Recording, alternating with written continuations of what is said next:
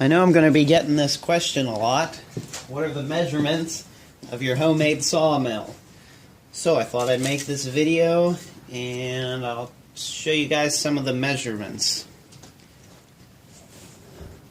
So this piece, this one, and then this far one, that one right there, these two pieces are about 16 and a quarter inches long. These two are the same, this one and this one. This piece here and this piece here are both the same, and they are about 15 and a quarter each. This one and this one, 15 and a quarter each. The spacers that I use to clamp to the bar, this piece, there's one there, and two of the same on the other side. They are 5.5, but I would tell you guys to make them probably at 6.5. If I had another inch to clamp to, that would be a lot better.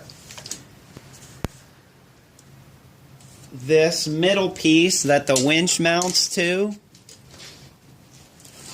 the bed frame is 2 inches there by 1.5 inches. So I cut this middle piece shorter than these two, so I could just weld it to the bottom here. So those two pieces are about 11 3/8 inches long. I just took two pieces of angle iron of the bed frame and just made a tube out of them and just welded a little bit here and a little bit there. Just enough to hold them together strong. I just used 2 nuts for the base down here as a spacer. So for inch and 3/8, inch and a quarter lumber, that's about what I used. Then that would make these spacers here about 13 7/8 inches long.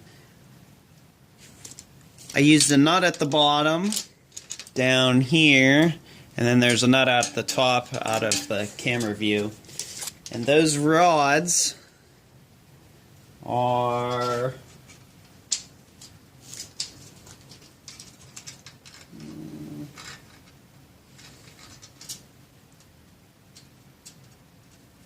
about 16 and a quarter. No, 17. Sorry.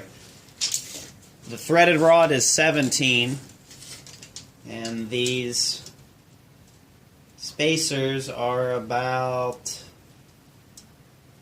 13 3/4. And then all you do is you just put the nuts down on top and tighten it down.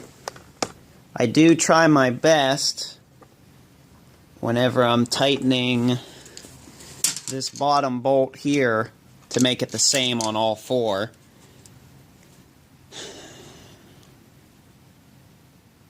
So I think that's pretty much all the measurements. I'll bring you guys in here a little closer and you can see the winch.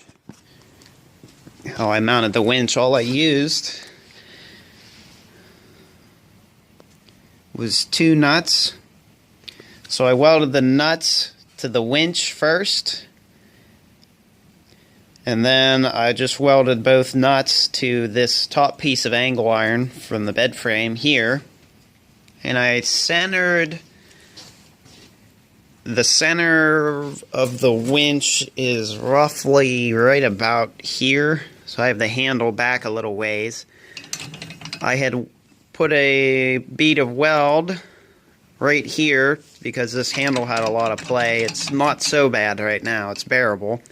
And then I also had to shorten the handle And if you're using a Harbor Freight pickup truck crane winch like what I am, you can shorten the piece to, I don't know, about 2 3/8, somewhere around there. But this setup with the 4 poles, it does work pretty good. It's not the best thing in the world. And then I had drilled 2, 4, 6. So I had drilled 12 holes, 4 in this piece, this top piece here. So 2 here and 2 there. And then I had drilled, I took the bed frame, and it's the top piece here is sitting like this.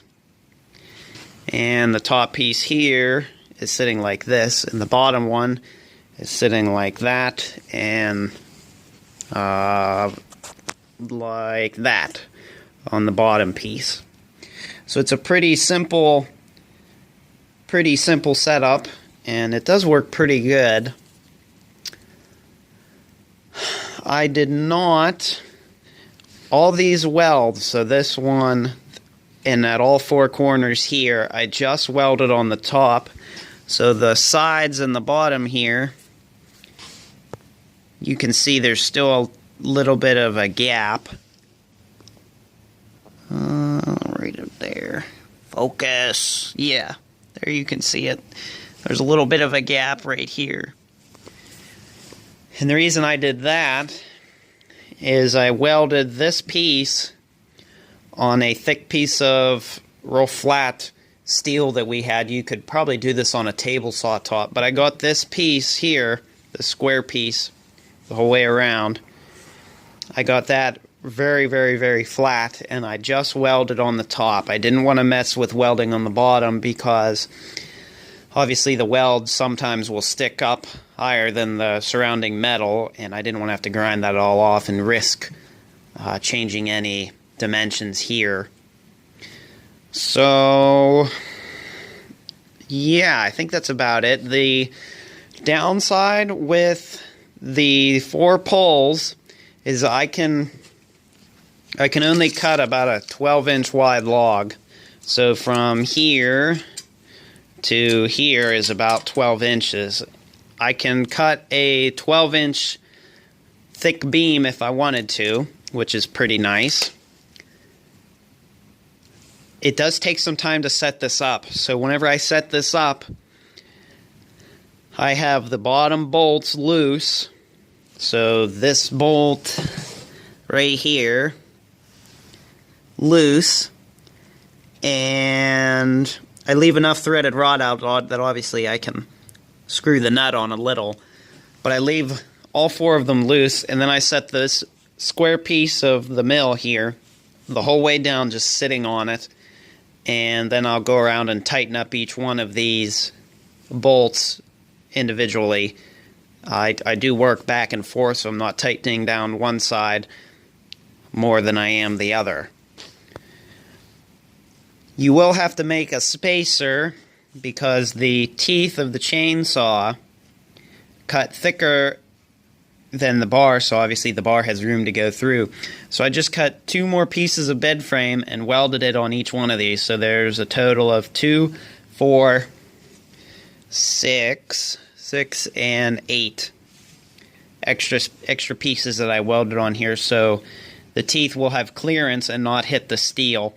I don't really want to have to deal with a chain hitting any parts of the steel of this, because it will just about, it'll ruin the chain. The winch I said came from the Harbor Freight pickup truck crane. The only thing I had to buy was this rope. I already had the bed frames. I already had the spacers. The spacers came from those Walmart folding chairs that you can buy for like $8. The nuts, I already had all the nuts that came with the threaded rod. And other than wire, which I buy a 10-pound spool of welding wire at a time. Actually, I buy 2 of them at a time, so it's about $75, which kind of isn't great, but it's the cheapest way for me to buy welding wire And I just used my little 90 amp flux core wire welder from Harbor Freight.